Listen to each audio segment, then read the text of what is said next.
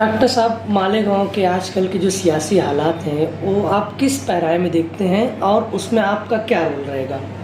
मालेगांव शहर की सियासत आज जो है वो अगर देखा जाए तो इसकी कनेक्टिविटी जो है वो माजी के सियासी हालात से 1999 का जब असेंबली इलेक्शन होने जा रहा था उस वक्त साथी निहाल अहमद ने जब इलेक्शन शुरू किया था उस वक्त तो उन्होंने एक नारा दिया था कि अब शहर ये जो इलेक्शन जो होने जा रहा है ये इलेक्शन जो है वो अच्छाई और बुराई का इलेक्शन है, सही और गलत का इलेक्शन है। यहाँ पर बहुत से तामीरी मामलात को पीछे छोड़कर शहरियान ने इस इलेक्शन में जो है समाजी बुराइयों को और समाज में होने वाली तकलीफ़ों को रोकने के लिए अपने वोट का इस्तेमाल करना है। ये निहाल अहमद का इलेक्शन था, इलेक्शन का नारा भी था और ये निहाल अहमद के इलेक्शन का नैरेटिव भी था। आज जो सियासी सूरत हाल है बिल्कुल उसी नहज पर चली गई है।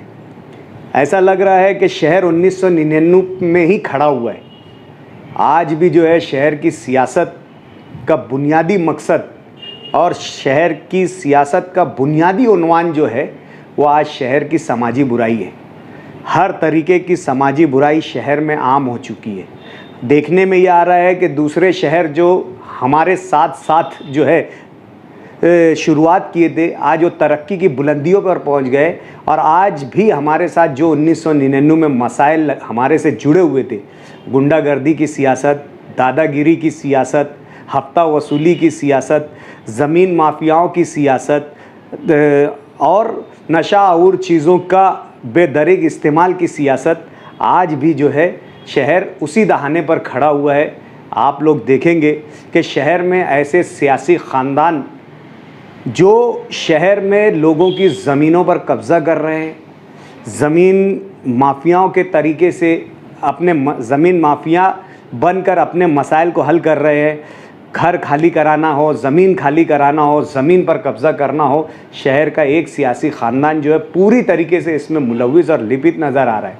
और शहर में जो नशा और चीज़ों का इस्तेमाल हो रहा है और जिसका व्यापार हो रहा है, धंधा हो रहा है, उसको इस घराने की पुश्तपनाही हासिल है। आज शहर का बाशऊर और जी होश आदमी जो है, इंसान जो है, वोटर जो है, वो इस बात को सोचने पर मजबूर हो गया है कि अगर शहर में तामीराती काम एक मर्तबा नहीं भी हुए लेकिन शहर में जो समाजी बुराइयां और उसकी पसे पुश्त लोगों को किस तरीके से सियासत में रोका जाए, उनकी बढ़ती हुई गुंडागर्दी को किस तरीके से सियासत में रोका जाए, उनके बढ़ते हुए जुल्म सितम को किस तरीके से रोका जाए, आज जो है शहर के सामने एकदम खुला और ओपन एजेंडा है कि इलेक्शन जो है वो अच्छाई और बुराई का है। और इस शहर ने हमेशा बुरों को उनकी जगह बताई है और इंशाअल्लाह आने वाले वक्तों में भी जो है वो शहर जो गलत लोग हैं, जो इस शहर इस समाज के लिए नासूर होते जा रहे हैं, जो इस शहर में इस शहर की सियासत में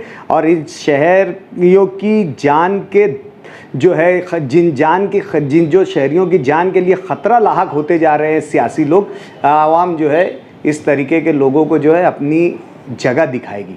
डॉक्टर साहब, न्यूज़ मालेगांव को अपने ज़राए से पता चला कि मुफ्ती इस्माइल कासमी से आप लोगों के दूसरे दौर की मुलाकात भी हो चुकी है, तो इसमें मतलब कितनी सच्चाई है यार, क्या बातें हुई है?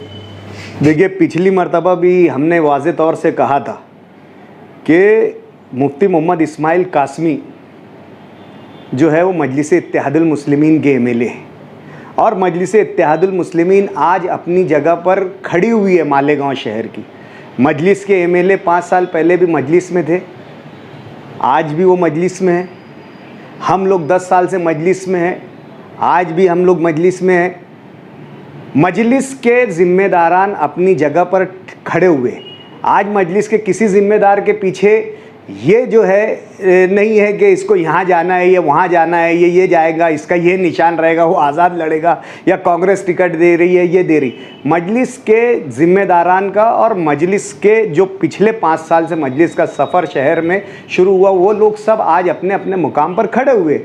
मुफ्ती मोहम्मद इस्माइल कासमी साहब का भी ये वाज़े तौर से कहना है कि वो मजलिस की टिकट से उम्मीदवारी करेंगे। हमने भी हमारी शुरुआत जो है टिकट मांगने से ही की है, और इससे पहले भी हमने वाज़े तौर से ये बात कही कि अगर मजलिस इत्तेहादुल मुस्लिमीन हमें टिकट देती है तो हम उम्मीदवारी करेंगे, और मजलिस इत्तेहादुल मुस्लिमीन किसी और को टिकट देती है, चाहे मुफ्ती इस्माइल हो, चाहे XYZ हो, हम उसके साथ खड़े रहेंगे। अभी भी जो दूसरी मुलाकात हुई उसमें भी पहली मुलाकात से ही बात शुरू होकर उसी पर बात पर ख़त्म हुई। मुफ्ती मोहम्मद इस्माइल साहब का ये कहना है कि मैं उम्मीदवारी करूंगा, आप लोग साथ में रहे। हमारा ये कहना है कि इस मरतबा हम भी उम्मीदवारी के ख्वाहिशमंद है, आप साथ में रहे। लेकिन इस मीटिंग में सिर्फ एक जो है मज़बूत बात जो निकल कर आई वाज़े तौर से, जो मुफ्ती मोहम्मद इस्माइल कासमी साहब की जानिब से भी और हमारी जानिब से भी, कि मजलिस जिसको उम्मीदवारी देगी, मजलिस के आला लीडरान जिसकी उम्मीदवारी तय करेंगे, हम लोग जो है उस पर जो है अमल दरामद करेंगे। पहली मर्तबा ये बात सामने आई कि मजलिस की उम्मीदवारी यहाँ से तकरीबन तय है।